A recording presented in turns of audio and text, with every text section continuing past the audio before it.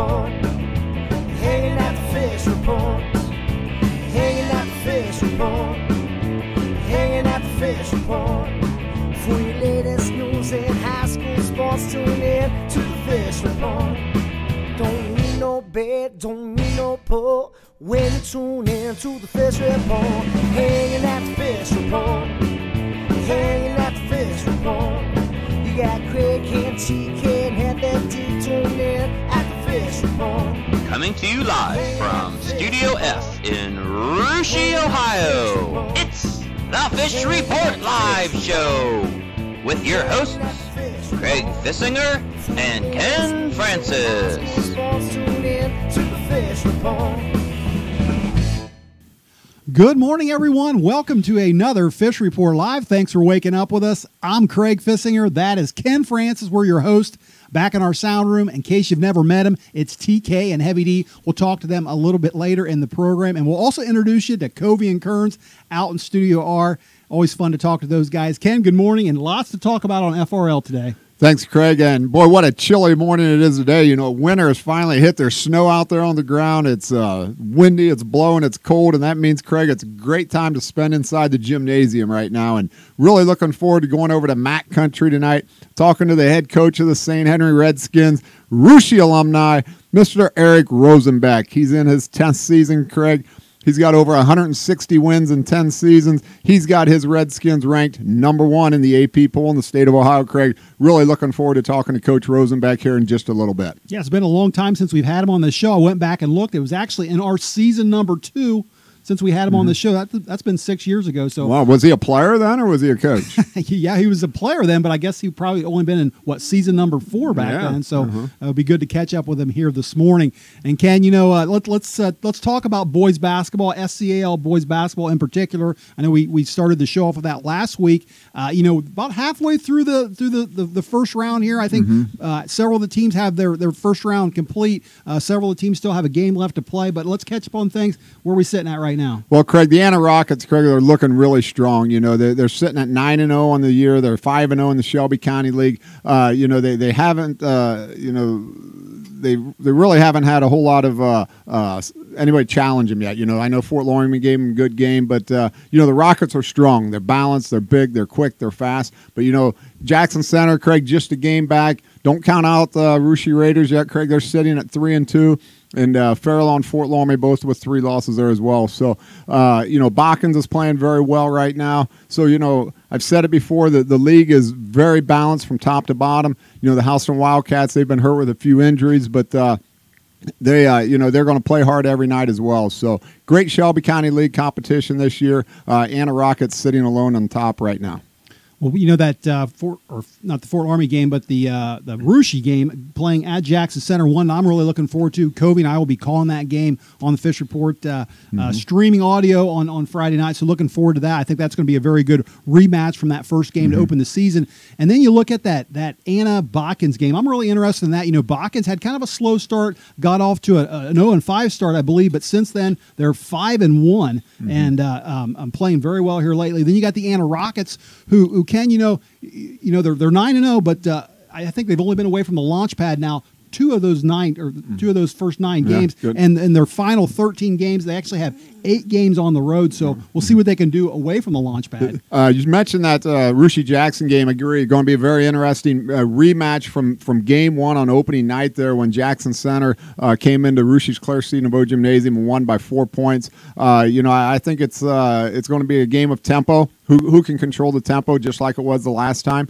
But agree, that Anna at Botkins game, you know, and I see Botkins is into their 11th game now, which tells me they probably get the transfer in that can start playing now. From what I hear, Craig, he's lightning quick. He can shoot it, you know, and he's, you know, see how that changes that Botkins team. But could be a good game over there at Botkins, and I think it will be. Yeah, I agree on that one. And yeah, I think that Botkins Trojans just, again, playing extremely well here right now. All right, Ken, well, let's change gears here, talk a little bit of girls basketball. And for that, we're going to go out to Studio R, check in with Covey and Kearns. And, guys, good morning. You know, it couldn't get any better to end the week here. You got a big game in the CCC tonight between the top 2 teams in that conference. May decide that thing just with this one game. And then to end things on Saturday, you got the top 2 teams in the state in both the MAC and the SCAL. Yeah, good morning, everyone. And yeah, you're right. Tonight we got a great game over at Tri-Village at what they call the Battleground there between the Patriots and the Buccaneers. It should be a very good game. It features a lot of talent on the great side. You know, we've talked about Covington and Tri-Village here all season. We know Covington has Sammy Whiteman. We know Tri-Village is coming off just amazing success, a couple back-to-back district titles, a great solid group of juniors, Trisha Porter, Lisa Seiler, Maddie Downing, Emma Prince, their senior leader. So it's going to be interesting to see who can step up for Covington and really come in and score for anyone besides Sammy Whiteman, because I think Covington's going to need to be really efficient if they want to win this game. And if Tri-Village's players step up and play, I think to their season averages, it's going to be a hard game for Covington to win. Covington's kind of support group really needs to step up in a huge way for them to win, but I'm going to take the Patriots tonight. Yeah, Covington traveling to Tri-Village. Like we said, we've said these names 1,000 times, like Whiteman, Porter, Seiler, Downing. All those names are very familiar. And just the Covington Buccaneers, led by that amazing senior leader, Sammy Whiteman, traveling to Tri-Village with how much athletic talent Tri-Village has coming off of last year's great success. I see Tri-Village walking away pretty easy. I think they can handle Whiteman, keep her contained, and just let those girls go to work, and I think they're going to walk away with it pretty easy at Tri-Village. Basically pull a Versailles on them, you're saying, where they double team, maybe even triple team Whiteman? Maybe not double team, but I don't think they're going to help off of her. I think they're going to try to make her shoot outside shots more. She's really good on the drive. I've watched her multiple times when she can get to the rim really efficiently. So they're going to I wouldn't say lay off of her, but if she wants to take an outside shot, go ahead and give it to her, but keep her out of the paint where she can't dish it off to one of her teammates. Keep her outside the lane as much as possible and make other players make tough shots and be efficient on offense. I would say that Coach Gray would want to face guard her, deny her the ball, and maybe have Covington think outside the box a little bit. I don't think necessarily a box and one is what you want to run, especially with the talent that Tri-Village has just all around. You want to kind of deny her the ball. Don't let her to be able to set up the Buccaneer offense and get them really confused and rattled. Yeah, I got to agree with you guys. I like Tri-Village in this one, too. Tri-Village only blemish on the record is an overtime loss to Versailles, a game in which they were really ahead most of the game, I believe, and Versailles came back and sent it into overtime. But, I think the Patriots just got way too many offensive weapons. Covington, Sammy Whiteman, great player. I don't think she's got enough supporting cast like the Patriots do. Yeah, and this Saturday, I'm really excited to see the Battle of 66. Fort Laramie Minster. This is all what we wanted to see here all season. I think this is what every D4 girls basketball fans wanted to see in the state of Ohio. You know, we had Carla Siegel on last week, and we had Courtney Prenger on a couple weeks ago. So it kind of is ironic that all is coming together this Saturday here. And Carla's going for that 400th win. She's really close to it. It's at Laramie, and I'm going to go with the upset here. I'm going to go with the Redskins. I really think it's going to surprise people around the state. It's going to be a close game. But I think a key for Minster, if they want to really win the game, is to look at the tape from Anna. I rewatched the game on NK Telco, and Anna did a really good job of controlling that pace, exploiting some of Laramie's weaknesses. They like to play up tempo. They've ran the floor. I don't think you're going to see Laramie press as much. We know they like to run that press, but with Wolf and Hoying bringing the ball before, you're not going to see that as much. And I think they'll be able to control the inside game with people like Marissa Meyering, just like Courtney Prenger on the other side. I don't think Minster's depth is going to be maybe exploited in this game a little bit. I think Laramie's got the edge depth-wise. I'm going to go with the Redskins in a really tight ball game, and I bet I'm going to put my money on it that this will be one of the best games in the area this year girls-wise. And it could be a rematch here in Vandalia here in about a month and a half. Yeah, we've said that multiple times. These two teams are one of the top teams in this regional, and they'll probably meet in the regional finals. But the thing you said about I'm drawing a blank. The press, I think with Janae Hoying and Ivy Wolf, just two fantastic sophomore ball handlers, I think they're going to die off that press a little bit. I think both of those, whether you get it in either of those two hands, I think they could either dribble out of it or just pass through it effectively and really burn Laramie a lot. So I don't think you'll see that as much, but last year's score was 35-26, I think, and it's definitely not going to be that kind of game. It's going to be a lot more fast-paced. Both of these teams have played kind of an upbeat tempo this whole year so far, and it's shown on their record. Minster's 12-0, Laramie's 11-1. I think with how Laramie plays with their depth, I don't know if they can use that effectively, really pushing the ball, because Minster's just a really offensive and defensively powerhouse team. But I think if Courtney Pranger has a solid game inside and is strong with it and maybe puts up 16 or 20, I think Minster's going to walk away with a great one on the road. Let me ask both of you guys before you go on. If you're Coach Siegel, if you're Coach Wiss, do you not show your whole deck of cards Saturday? Do you save your trump card back for when you meet in the regionals? Because like you said, there's a very good chance these two teams are going to be playing again. Yeah, I absolutely agree, Ken. You can't fall into that trap. You can't show your trump card in January. It's about an 85% chance that these two are going to meet up in the regional finals. And both these guys have multiple state championships under their belts, multiple sports. You know, they know how to play it. They've been through the postseason tons of times. You know that Cardinals going to go the other way of the MAC school. They're not going to face them until probably the regional finals. And it's just the right thing to do. And both teams aren't going to show anything special here this early in the season. It's kind of a waste, in my opinion. They're going to have some tricks up their sleeve in their back pocket, so to speak. Yeah, winning this game for either team is huge, especially on the record. But to show everything right now is just personally just a stupid decision. They need to save their secrets, their key plays and clutch situations. Save that for the potential meeting in the regional final, to where they can win it potentially on one of those plays that they don't have scouted out already.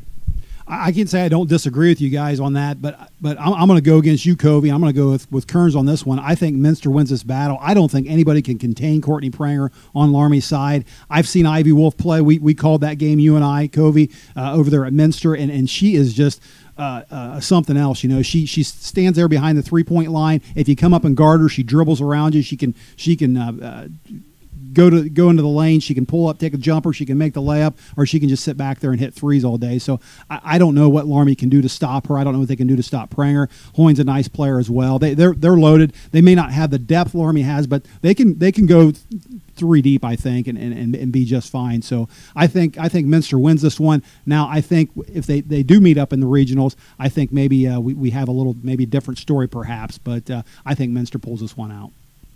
Yeah, and you know, I mean, anything can happen. You know, at this point, both these teams are going to get their number one seed in their sectional. It's not really going to matter. You know, Minster's going to get their number one in their Northwest district. Laramie's going to be the favorite and roll through this sectional and district really easily here in Sydney. So yeah, this win will be a nice resume builder, so to speak. But we just got to see what happens here, and it should be a great game Saturday. I'm really looking forward to it. All right, great stuff, guys. Thanks for that, and it's going to be a lot of fun, that's for sure. Starting tonight with that big game in the CCC, and then you got, of course, the state's number 1 and 2 teams going at it Saturday. Ken, couldn't ask for more. Not much. All right, well, we're going to take a short break, but stay right there. When we come back, we're going to talk some boys basketball, including that interview with Coach Rosenbeck over there at St. Henry.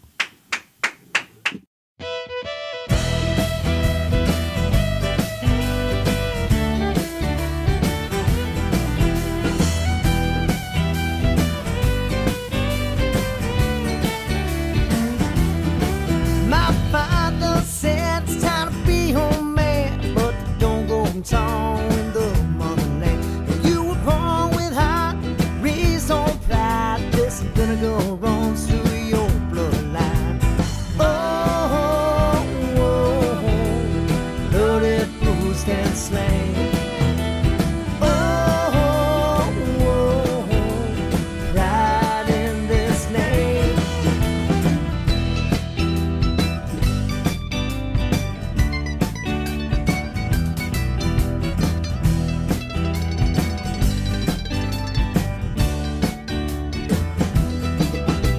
Skies run deep within this blue. False used to devise by foolish views. Religious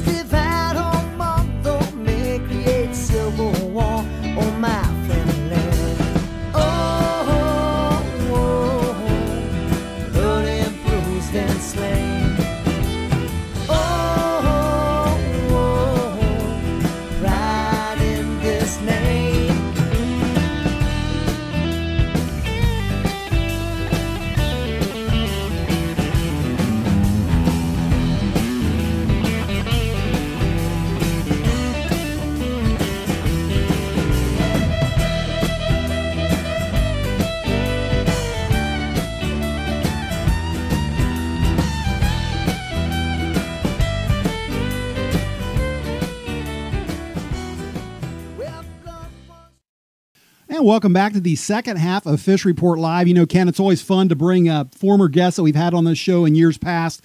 Last week we brought on Coach Carter Siegel, who I think we said we hadn't had on this show in 4 years. Well, our next guest, the last time we had him on this show was actually 6 years ago, back in our season number 2. He's actually in season number 10 now as the head coach of the St. Henry Redskins. During that time, he's compiled an overall record of 166 wins and just 61 losses, including 7-2 so far this season. He's actually got his Redskins, as you said at the top of the show, at number 1 in the first state poll that came out this week. He's Eric Rosenbeck, and we're happy to have him live on the show again. Coach, welcome back, and thanks for joining us on Fish Report Live. Absolutely. Thank you so much for having me back. I really appreciate it. You know, the last time we had you on the show, Coach, it was actually our episode number 50, and tonight we're at episode number 243, so it's been long enough. Glad to have you back. Yeah, I thought I made you guys mad or something like that. Waiting for my invite back. Well, before we get into your Redskins here, I want to tell you I was down at UD Arena here a couple weeks ago watching one of your former players, Ryan Mikesell, playing there for the Flyers. Actually ran into your dad over at the concession stand. He was enjoying a cold beverage. But I know you like to get down to the arena. Didn't see you down there a couple weeks ago, but how often or have you had a chance to get down there and watch Ryan play at all since he left St. Henry? Oh, absolutely. Anytime that we get the opportunity, which is few and far between, we get down there. But we actually took the whole team down. Andy Farrell is kind of the director of basketball operations, or I don't know his exact title, but he's kind of the point of contact we have down there. We got a hold of him, and he was able to help us out with some tickets. And so we took, we had altogether, I think, 24 guys, plus bus driver and some others, so 28 actually with everybody. And we were down there Sunday for the Richmond game, and it was a great team experience. It's good to get away from hoops a little bit, to just bond and hang out. And I think the team had a great time together. So we got down there. I've used Hood's tickets a couple of times to get down there. So I think I've seen them 3 times this year, and I just finished up listening to that great comeback that they had right there. So that was pretty cool. They were down, I think, 22 before coming back, and the Flyers sealed the win. So I'm a big UD fan right now. All right, well, that's great, and yeah, he's certainly something to be proud of, that's for sure. Coach, let's talk about your Redskins a little bit, and I want to go back to a quote that I read, something that you said in the preseason about some things you wanted to clean up this season, some inconsistencies this year from last year, and a couple of the things you mentioned were mental toughness and vocal leadership, and I'd like you to explain that to someone like me that just thinks all you got to do is put the ball through the hoop to be successful. I mean, what are you talking about when you say mental toughness and vocal leadership?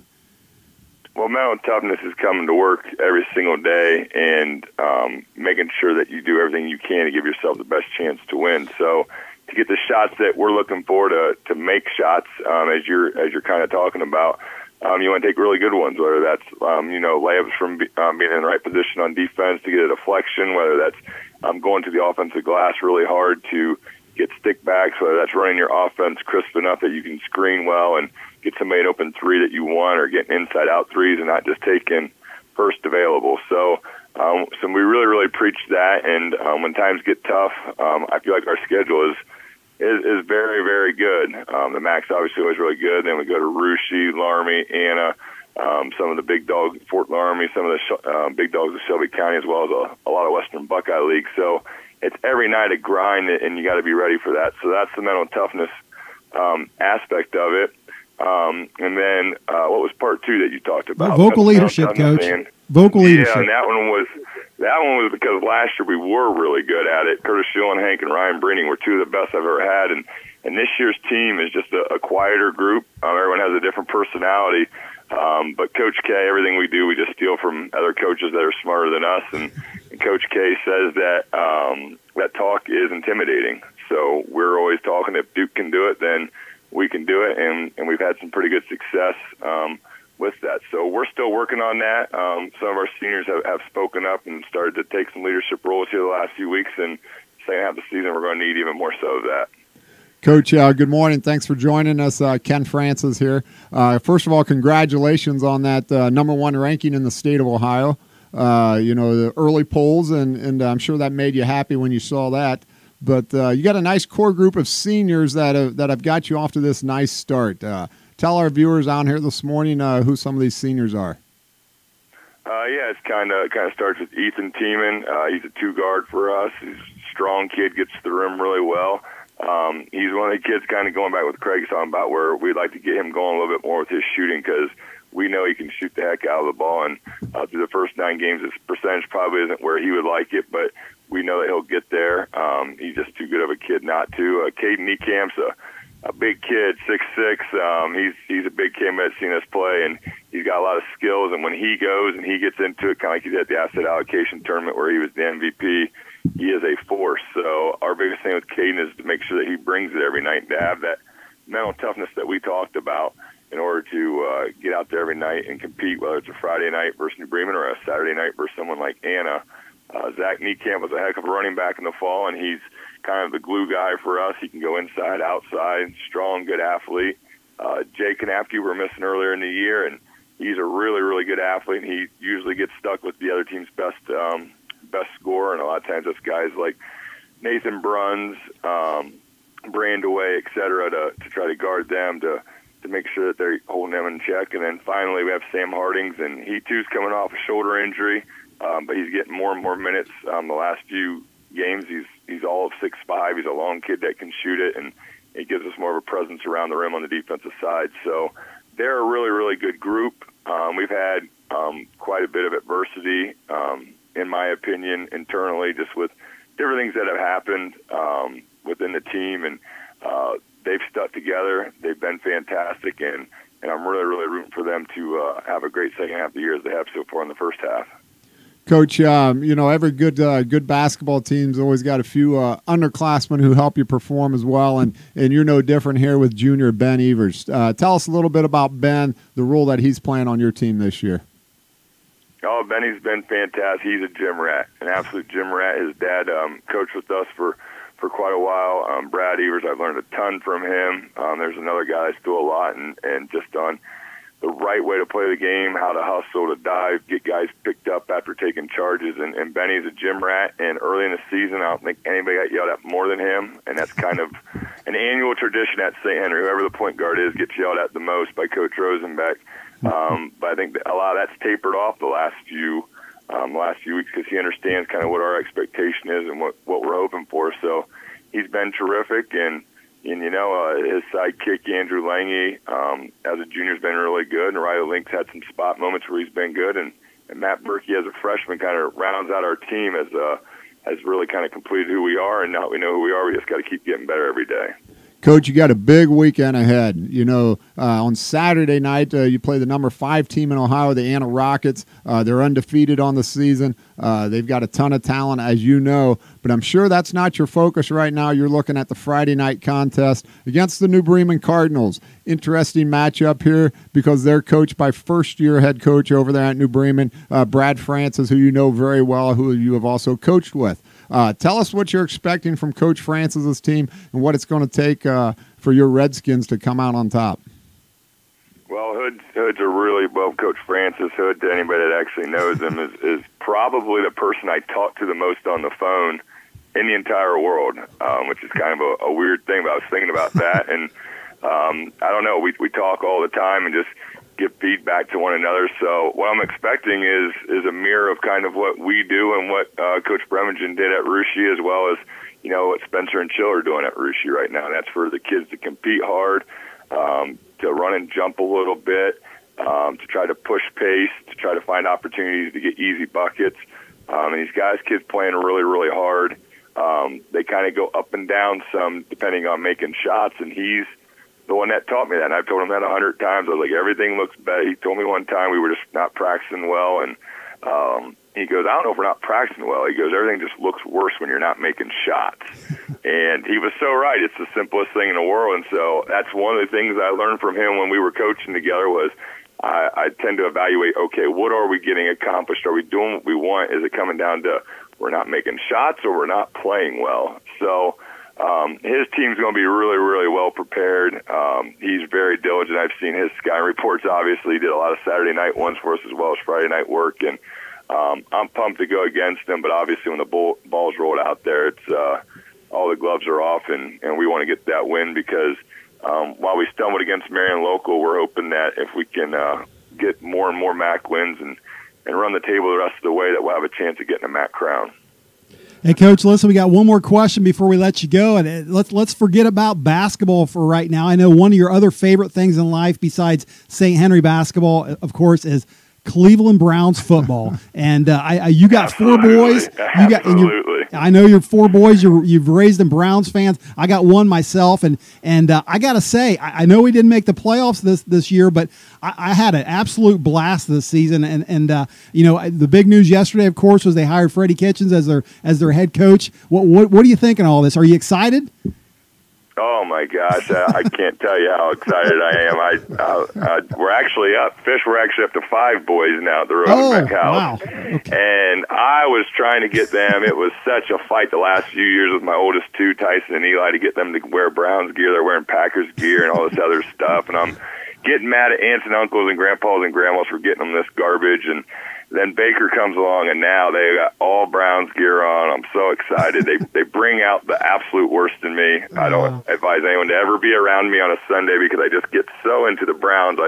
I love them, and I am way, way too excited.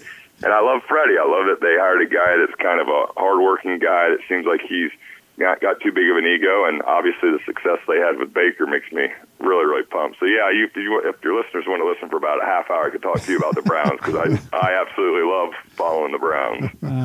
Well, I'll tell you what, Coach, that's great stuff. I appreciate you getting up early this morning with us. You got a big game starting tomorrow night against the Cardinals and then the Rockets on Saturday. So best of luck this weekend. Best of luck the rest of the season, and thanks for getting on our show with us. Well, absolutely, and you guys don't need to wait 6 years to call me. I'm always ready to talk to you, too. You guys are fine gentlemen, no matter what your wives say about you. Thanks, Coach. Yep, stay well. Yep. All right, that was the head coach of the #1 team in Ohio, Eric Rosenbeck. So right. I'm glad we got him on here. It took Good us guy. 6 years. Fun yeah. guy. Fun guy. All right, well, let's head back to the sound room and introduce our viewers to TK and Heavy D if they didn't know him already. But, guys, good morning. And, TK, I can't wait for your SCAL Player of the Week. I know we had a lot going on this week in boys hoops. We did have a lot going on, and it was another hard weekend or hard week to pick out who was the athlete of the week. So hard that, again, going to make up my own rules because it's my portion, and it's going to be dual players of the week. We talked about it 2 times already this year. We got a third end of the game shot to win it all. Zane Paul from Botkins hits a 35-footer to give Botkins a big win. A team we've talked about a lot off the air while we're prepping, of really good athletes that just need to learn how to win. And now they're learning how to win. So watch out the rest of the Shelby County League and anybody else that plays Botkins. This team's a talented team, and now they're learning how to win. I got to go. Another big game Friday night was Saturday night, Anna against Marion. Bart Bixler threw in 20 points. He also had to guard Marion local and Finley commit Nathan Bruns, and he is obviously quite the stud. So Bart Bixler ran the offense, put in 20 points, and had to guard the best kid on the other team and help the Anna Rockets come from behind and win a game, a huge game for them against Marion local. So had to pick 2 guys because both of them had great games and proved that they were real good athletes. Good call, stuff. TK, and well-deserved, that's for sure. All right, Heavy D, what do you have in the Fish Report mailbag? Yep, we got a good one here. Dear Heavy, it looks like you watch a lot of TV. I'm not sure what the hell that means. Do you have a favorite TV show you like to watch? Yeah, that's a good question. I've been hooked a little bit on The Curse of Oak Island. If you've watched any of this show, it's Tuesday 9 o'clock on the History Channel. And a couple guys, Rick and Marty Lagina, bought an island. They're millionaire treasure hunters. They're throwing a ton of money away. Maybe they're going to hit gold. Maybe they're going to hit the Ark of the Covenant, the Holy Grail. I don't know. But my wife says I waste a lot of time watching this show because really all they found so far is a cross, a square nail, and some bone. So I don't know. But I like Curse of Oak Island. I hope the guys hit it big, and that's what I do in my free time. I've never watched it. I might have started tuning that one in. Yeah, that's not on the same time as the same night as The Bachelor, is it? Because I know that's on Lord, in my house. Don't get me started on that. I don't know. All right, guys, good stuff. Thanks for that. And that's going to wrap it up for us here this morning, Ken. Do want to say special thanks to our guest, Eric Rosenbeck, for joining us on the show. Thanks to the viewers out there for tuning in. Ken and I and the crew will all be back again next week, same time, same place. Until then, have a great day, everyone. Hanging at the fish report. Hanging at the fish report. Fish Report. For your latest news in high school sports, tune in to the Fish Report. Don't need no bed, don't need no pull when you tune in to the Fish Report. Hanging at the